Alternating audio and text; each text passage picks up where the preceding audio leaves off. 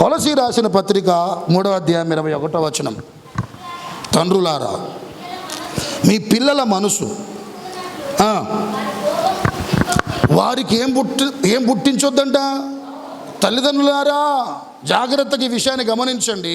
మీ పిల్లలకి ఏం పుట్టించొద్దంట? కోపాన్ని పుట్టించొద్దు.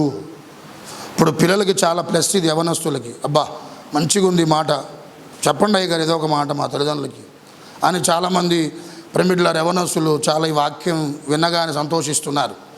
కానీ గమనించండి, కళ్ళపైకి ఎత్తండి. తల్లిదండ్రులకు ప్రభు చెబుతున్న మాట, మీ పిల్లలకు ఏంటంటే కోపాన్ని పుట్టించకండి. అంటే కోపాన్ని ఎట్లా పుట్టి చెప్పాలా? చాలామంది ప్రేమిట్లరా పిల్లలు చెప్పే మాట ఏంటంటే, అయ్యా మా తల్లిదండ్రులతో మేము విసిగిపోతున్నాం. బయట చెప్పుకోవట్లే కానీ మనసులు ఏంటంట పిల్లలు చాలా బాధపడుతున్నారు. ఏంటా బాధ అంటే, వాళ్ళ ఇష్టాలు మా మీద రుద్దుతున్నారు, వాళ్ళ అభిప్రాయాలు మా మీద రుద్దుతున్నారు, వారి ఆలోచన మా మీద రుద్దుతున్నారు, వారు మూర్ఖత్వాన్ని మా మీద రుద్దుతున్నారు, వారు దుష్టత్వాన్ని మా మీద ఏంటంట రుద్దుతున్నారు అని చెప్పి చాలామంది పిల్లలు ప్రేమిట్లరా మాకంటూ ఒక ఏంటంట స్వేచ్ఛ ఇవ్వట్లేదు. పిల్లలు ఎప్పుడు కూడా రోబోట్లు కాదండి. మీరు చెప్పితే చెప్పినట్లుగా ఏంటంట అమ్మా చెప్పితే చెప్పినట్లుగా చేయడానికి ఏంటంట వాళ్ళు రోబోట్లు కాదు. అట్లని పిల్లలు ఇక మాకు స్వేచ్ఛ ఇచ్చారు కదా అని ఎట్లా పడితే అట్లా ఏ నిర్ణయం పడితే నిర్ణయం తీసుకోవడానికి కూడా పిల్లలకి అవకాశం లేదు. ఏది జరిగినా గమనించండి, డ్యామేజ్ అయ్యేది కుటుంబమే. చెప్పండి, డ్యామేజ్ అయ్యేది కుటుంబమే, ఇబ్బంది పడేది కుటుంబమే, బాధపడేది కుటుంబమే. అటు భర్త మూర్ఖత్వం వలనో భార్య మూర్ఖత్వం వలనో వీళ్ళిద్దరూ పంచుకుంటే పిల్లల యొక్క మూర్ఖత్వం వలనో గమనించండి ఏం జరుగుతుందని ఆలోచన చేస్తే భయంకరమైనటువంటి ప్రతికూలతలు కుటుంబాల్లో నెలకొంటున్నటువంటి దృశ్యాలు మనం చూస్తూ ఉన్నాం. కోపాన్ని రేపొద్దంటే ఎవరికి ఒక వాస్తవమైన సంఘటన చెప్తానండి. లేక కుమారుడు పుట్టాడండి, పెళ్లి వయసు వచ్చింది, ఒకగానొక కుమారుడు, సంబంధాలు చూస్తున్నారు. ఇప్పుడు వాళ్ళ తల్లిదండ్రుల ఉద్దేశం చెప్పాలా? సంబంధాలు వస్తున్నాయి, పిల్లగాడిని ముందు కూర్చోబెడుతున్నారు. తల్లిదండ్రుల ఆలోచన ఏం చెప్పాలంటండి, ఇప్పుడు ఈ అబ్బాయికి నచ్చుతుందా లేదా సమస్య కాదు, ముందు ఎవరు నచ్చాలంట? ఎవరికి అంటే వాళ్ళు ఒక 100 పాయింట్స్ ఉన్నాయి. వచ్చే కోల్డ్ ఉండాలి, వచ్చే మా కోడలు జుట్టు ఇంత ఉండాలి, ఎర్రగా ఉండాలి, లావు ఉండాలి, ఎత్తు ఉండాలి, ఇంకింత చదువుకొని ఉండాలి అని వాళ్ళకు కొన్ని ఏమున్నాయంట పాయింట్స్ ఉన్నాయి. అయితే అట్లా వస్తున్నాయి, వీళ్ళు నచ్చట్లేదు. ఏ విషయం కూడా ఏంటంట కనీసం ఆ బాబుని ఏంటంట అరే అమ్మాయి నచ్చిందా ఏంటి అని అంటే ఏం అడగట్లేదంట. వీళ్ళు చూడటం, నచ్చకపోతే పంపించటం. అట్లా 1 కాదు 20 సంబంధాలు అంటండి. చెప్పని సంబంధాలు. లాస్ట్ కుమారుడికి వచ్చిన ఆలోచన చెప్పాలా, ఇక నాకు మా తల్లిదండ్రులు ఏంటంట పెళ్ళి చేసే యోగ్యం నాకు లేదు అని నిజంగా సంగమా లిటరల్గా చనిపోయాడు ఆత్మహత్య చేసుకొని. ఇప్పుడు ఎవరినంటారు దీనికి? ఎవరు దీనికి బాధ్యులు? ప్రేమికులారా వాళ్ళ ఇష్టాలు ఏంటో, వారి యొక్క అభిప్రాయాలు ఏంటో తెలుసుకొని చేస్తే బాగుండేది. కానీ తల్లిదండ్రులే ప్రేమికులు అన్నీ అనుకొని కుమారుడిని ఏమాత్రం సంప్రదించకుండా అలా 20 సంబంధాలు ప్రేమికులు వెళ్ళగొడితే లాస్ట్ కుమారుడు చనిపోయాడు. తర్వాత ఎంతో బాధపడ్డ ప్రయోజనం ఏం లేదు. పిల్లలకు కూడా చెప్తున్నాను, మీ తల్లిదండ్రులకి సన్మానించాలంట. ఏం చేయాలంట? బైబిల్లో మీరు దీర్ఘాయుషవంతులు అవ్వాలంటే మీ తల్లిదండ్రులు ఏం చేయాలంట? సన్మానించడం అంటే ఏంటి? రోజు ఒక కుర్చీ వేసి 1 గంట సేపు కేటాయించి శాల్వా కప్పి పూలదండ వేసి స్వీట్ షాపులో కిలో స్వీట్ తీసుకొచ్చి మమ్మీ నేను సన్మానిస్తున్నా అన్న ఒక్కరోజు అని తెల్లారి నుంచి బండబూలు తిట్టుకుంటూ, అదా అండి సన్మానం? అదా సన్మానం? ఒక మాట మీ అందరూ చెప్తా వినండి, పిల్లలకి కోపం తల్లిదండ్రులు తెప్పించొద్దు, తల్లిదండ్రులకు కూడా కోపం ఏంటంట పిల్లలు తెప్పించొద్దు. ఈ బ్యాలెన్స్ ఉండాలి ఇంట్లో. ప్రేమికులారా ఇద్దరు భార్యాభర్తలు కోపపడితే ట్రాన్స్ఫారం పేలిపోయింది. తెలుసా మీకు ఆ విషయం? ఒకళ్ళు కోపపడుతున్నారంటే ఏంటంట ఒకళ్ళు ఏం చేయాలి? తగ్గాలి అక్కడ.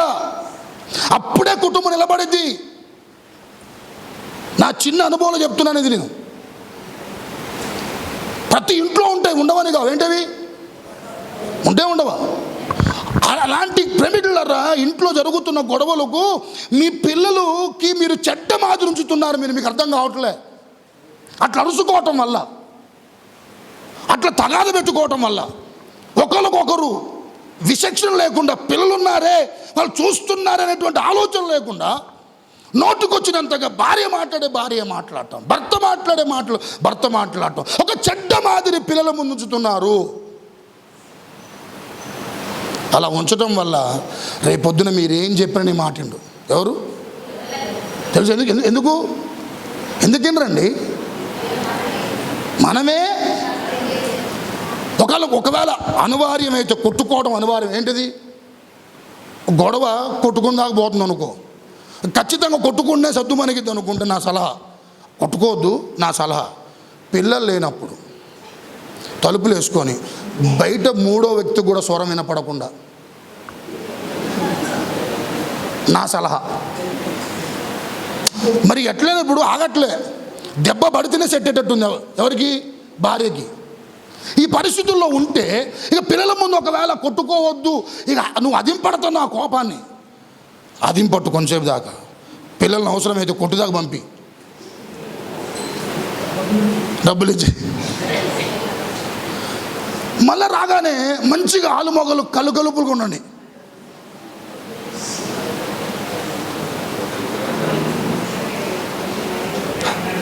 అది జరిగే పని కాదు, అది ఏ మాత్రం జరగదు. హల్లెలూయా.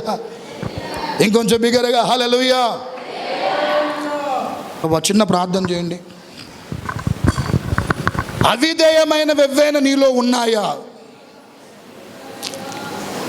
సందేహము నీలో ప్రేమికులారా ఉందా? అది ఈరోజు తొలగించేయి.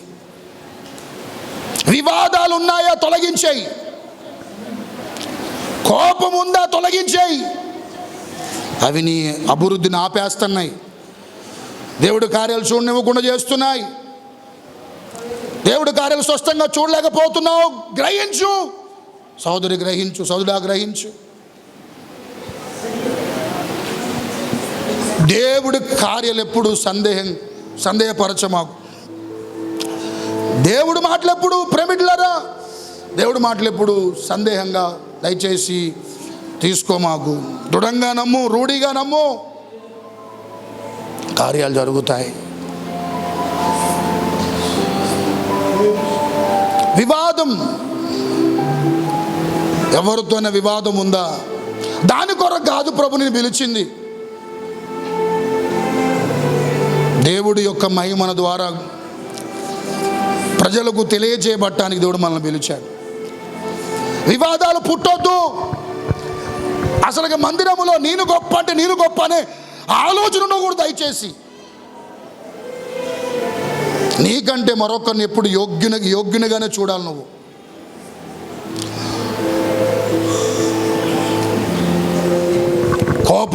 కోపం వల్ల నువ్వేం సాధించలేవు. నీ అతిశయం వల్ల నువ్వేం సాధించలేవు సోదరుడా.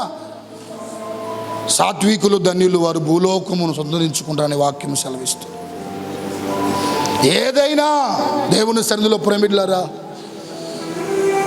ప్రభు మనతో మాట్లాడుతూ వచ్చాడు. అయ్యా నాలో ఇగో ఇవి ఉండాలయ్యా, భయభక్తులు ఉండాలయ్యా, నా జీవితంలో నా కుటుంబంలో భయభక్తులు ఉండాలి. ప్రభువా, ఎక్కడున్నా నేను, నా దేవుడు నన్ను గమనిస్తున్నాడు, నా దేవుడు నన్ను చూస్తున్నాడని ఎక్కడున్నా కూడా ప్రభువా, దానియేలు భయభక్తులు కలిగి ఉన్నాడంటానికి ఎన్ని ప్రతికూలతలు వచ్చినా భయభక్తులు మానలేదు ప్రభువా. యోసేపు తన కళ్ళ ముందు పాపము చేయడానికి అవకాశాలు పుష్కలంగా ఉన్నా అక్కడి నుంచి పారిపోయాడు. గల కారణం భయభక్తులు కలిగి ఉండబట్టే. సోదరుడా, సోదరి, భయభక్తులు కలిగి జీవించు. ఓర్పు ఉండాలి ప్రతి క్రైస్తవుడికి. నాకు దయచేయనది నాకు లేదయ్యా. చేయగలుగుతాడు దేవుణ్ణి పట్ల, కానీ కొన్నిసార్లు నీకు ఓపిక ఉండట్లే. అది నేర్పించడానికి ప్రభు నిన్ను పరీక్షిస్తాడు కొన్నిసార్లు. మూడవదిగా ఆసక్తి ఉందా? ఆసక్తి ఉందా? దేవుడు సన్నిధి అంటే ఆసక్తి ఉందా? దేవుడు కార్యాలంటే ఆసక్తి ఉందా? దేవుడికి ఇవ్వటం అంటే ఆసక్తి ఉందా? ప్రార్థన చేయడానికి ఆసక్తి ఉందా? వాక్యం చదవడానికి ఆసక్తి ఉందా? ప్రార్థన చేతులెత్తని చిన్న ప్రార్థన. ప్రభువా, నాతో మాట్లాడినందుకు వందనాలయ్యా. దయచేసి ప్రభు మీతో మాట్లాడితే నన్ను క్షమించమని ఒక్క మాటను ప్రభు ప్రేమిట్లా దర్శిస్తాడు. ఆయన ఇక్కడున్న ప్రతి ఒక్కరిని దర్శించయ్యా. మమ్మల్ని సరిచేసేదంటూ ఏదైనా ఉందంటే కేవలం నీ వాక్యమే ప్రభువా. మా బ్రతుకులు క్రమపరిచేదంటూ ఏది ఉందంటే కేవలం నీ మాటలే నాయన. మేము ఒక చక్కటి జీవితాన్ని జీవించడానికి మీరు మాతో మాట్లాడుతున్నారు. ఒక చక్కటి ఆధ్యాత్మికమైన జీవితాన్ని మీరు కొనసాగించడానికే మీరు మాతో వాక్యం ద్వారా సంధిస్తూ ఉంటారు. ఎవరైతే విని గైకొని నడుచుకుంటారో వారి జీవితాలు ప్రభా దీవెనకరంగా ఉంటాయి. చేతులెత్తిన బిడ్డలందరినీ నా దేవుడు బలపరుచునుగాక. వారి అంతరంగములో ఏవైతే పుట్టకూడదో అవి ఒకవేళ ఉంటే ఈ రోజు నుంచి అవన్నీ కూడా కుక్కటి వేళ్లతో సహా అది ఎంత పెద్ద వృక్షమై కూర్చున్నా పెకలించబడునుగాక, పెకలించబడునుగాక. నా దేవుడు తొలగించునుగాక వాటిని. ఏవి పుట్టాలో, ఏవి మాలో ఉండాలో, ఏ జీవితాన్ని కలిగి నడిపించబడాలో, ఏ జీవితం కలిగి మేము జీవిస్తే దీవించబడతామో, ఏ బ్రతుకు కలిగి ఉంటే ఆశీర్వదించబడతామో అవి మాలో పుష్కలంగా ఉండునుగాక.